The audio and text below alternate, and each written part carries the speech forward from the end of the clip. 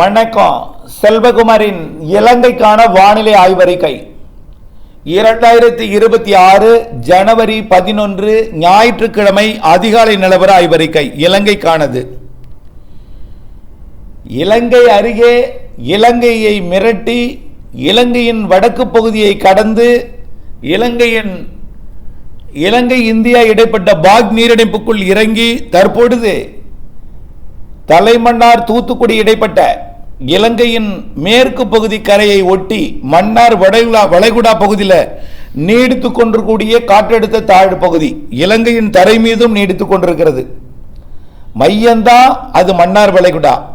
இலங்கையின் தரை மீதும் நீடித்துக் கொண்டு இலங்கைக்கு குறைந்த அழுத்த பகுதியை ஏற்படுத்தி கொண்டிருக்கூடிய இந்த காற்றழுத்த தாழ்வு பகுதி இலங்கைக்கு மழைப்பொழிவிற்கு தடையாக இருக்கிறது.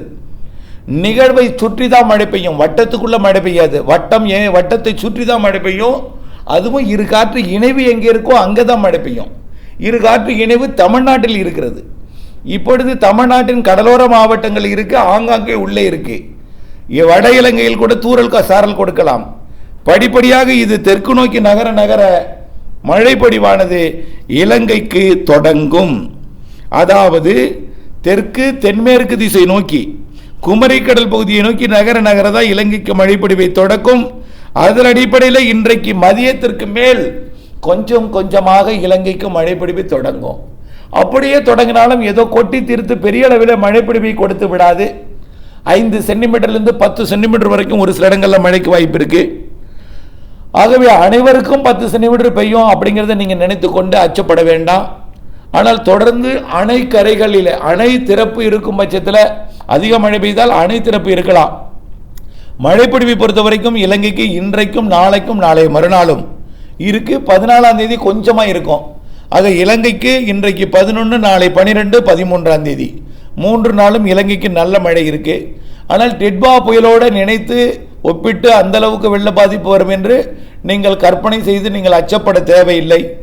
சாதாரணமாக ஒரு நிகழ்வு எப்படி மன்னார் வளைகுடாவில் இருக்குமோ அப்பொழுது கிழக்கு காற்றை ஈர்த்து மலையோட கிழக்கு பகுதியிலையும் கிழக்கு கரையோர பகுதிகளிலையும் மழை பொழிவை கொடுக்கும். அதிகாலை காலை நேரங்களில், மாலை இரவு நேரங்களிலே உள்பகுதிகளிலையும் மேற்கு பகுதிகளிலையும் மழை பொழிவை கொடுக்கும் என்பதெல்லாம் உங்களுக்கு பல காலமாக நீங்கள் அனுபவித்த ஒன்றுதான் இப்பொழுது நடக்கப் போகிறது. ஆகவே மிதமானது முதல் சற்று கனமழையாக இலங்கையில் இன்றைக்கு மதிய மாலையில் பொழிய இருக்கிறது.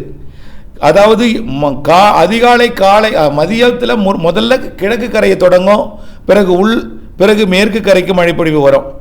இரவு வந்தால் மழை ஓய்ந்துடும், இரவில் இருக்காது. மீண்டும் அதிகாலையில் கிழக்கு கரையில் மழை தொடங்கும். அது காலையில் கிழக்கு கரை மற்றும் தென்கிழக்கு கரை, அதாவது அம்மந்தோட்டா, கல்முனை, அதே திரிகோணமலை, முல்லைத்தீவு போன்ற பகுதிகளுக்கெல்லாம் நாளை திங்கட்கிழமை அதிகாலை கனமழை இருக்கு. அதே போல வடக்கு கிழக்கு மாகாணங்கள் மற்றும் தென்கிழக்கு மாகாணம், அதாவது கல்முனை, அம்மந்தோட்ட பகுதிக்கெல்லாம் நாளை மழை இருக்கு திங்கட்கிழமை காலையில்.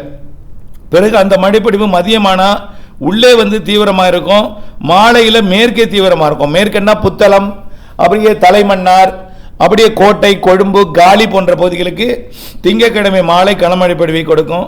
மீண்டும் இரவு வந்தால் மழைப்பொழிவு கொஞ்சம் தீவிர குறைஞ்சிரும். மீண்டும் செவ்வாய்க்கிழமை 13ஆம் தேதி கிழக்கு கரையில் மழைப்பொழிவை தொடக்கும். அப்புறம் உள்ளே நல்ல வலுத்த மழைப்பொழிவை கொடுக்கும், மாலை விலகும். இப்படியே 3 நாள் மழைப்பொழிவு இலங்கையின் ஒட்டுமொத்த பகுதிக்கும் இருக்கிறது. வரக்கூடிய 14ஆம் தேதியும் இருக்கு. ஆனால் 11, 12 கனமழை இருக்கு. 11 விட 12 கனமழை இருக்கு. ஏன்னா கொஞ்சம் நல்லாவே குமரி கடற்பகுதியை நோக்கி விலகினோம், அதனால நல்லாவே மழை பெய்யும். நாளைக்கு 12ஆம் தேதி திங்கட்கிழமை. 13ஆம் தேதி இன்று போல் இருக்கும். ஆக 11ஆம் தேதி போல் 13ஆம் தேதி இருக்கும். 12ஆம் தேதியை மையமாக வைத்து மழைப்பொழிவு அமையும். 14ஆம் தேதி சாதாரண ஒரு சாரல் மழை, நனைக்கும் மழையாக ஆங்காங்கே கொடுத்து இந்த சுற்றின் மழைப்பொழிவு வரக்கூடிய 14ஆம் தேதி விலகிடும். பொங்கலை மிக சிறப்பாக கொண்டாடலாம். இருந்தாலும் தமிழர் திருநாளாம் பொங்கலை கொண்டாடுவதற்கு கடந்த டிட்வா புயல் உங்களுக்கு பொருளாதாரத்தின் அடிப்படையில் கொஞ்சம் ஒத்துழைப்பு கொடுக்கவில்லை.